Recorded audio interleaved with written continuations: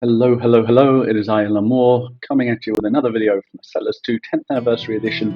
And I'm pleased to present to you the Brewer, the last building that we're looking at that uses grain. And, of course, water to make beer. You need beer for soldiers. When you put the beer in a soldier... when you put the beer in a soldier...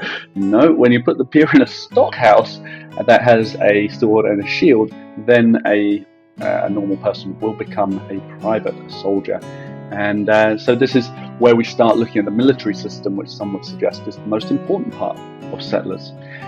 Now, the brewer is a little bit different from other Settlers in that there's no brewer animation. He doesn't come outside to check on his fire or his barrel or anything, which is a bit of a shame because it's quite impressive with all the pipes and smoke and such. All you see is him come out and deliver this barrel that has the red XXX on it, which I find hilarious. And so yeah, that's the beer. It's a good vintage. The brewer doesn't need a tool, so you'll know you'll never run out of them. And if you want to look at the ratios, you can get about 78 barrels of beer out of a brewer every hour if you have 2 farms and a well.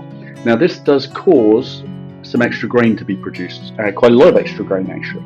And so there's another building which we've looked at before, which it takes the exact same inputs as the brewer, and actually we don't need as much from it, and that is the donkey farm. If you put a donkey farm in, you are also going to need an extra regular farm with our normal setup.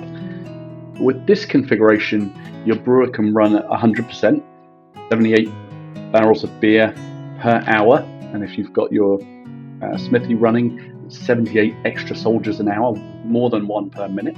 You'll also get a donkey per minute, 60 an hour, and you'll have a few goods left over, not very many. You're running at about 90% efficiency here, so you'll get some extra water in your headquarters, but actually everything else is being used. So if all we care about is producing beer, this system is pretty much perfect. But of course that's not all that we're worried about. You need 2 smithies to keep up with your brewer. So 1 brewer for 2 smithies, and in our smithy video we looked at the whole infrastructure that needs to be available to support those smithies running at 100%. It involves farms, it involves bakers, it involves mines. It's a whole thing. So in our next video what I want to look at is the mint, which will use some gold and some coal, and that obviously has an effect on the system. Then after that what I want to look at is the perfect system, where you've got enough mines, where you've got enough farms, where you've got enough of everything to keep your mint and your brewer and your smithy and even your toolsmith working at 100% efficiency. So if you haven't already, subscribe so that you don't miss it. It'll be coming out in the next few days, I should imagine. And then we really are close to finishing our focus on the buildings. After that, I think we'll be looking at the menus and the shortcuts and even the cheats.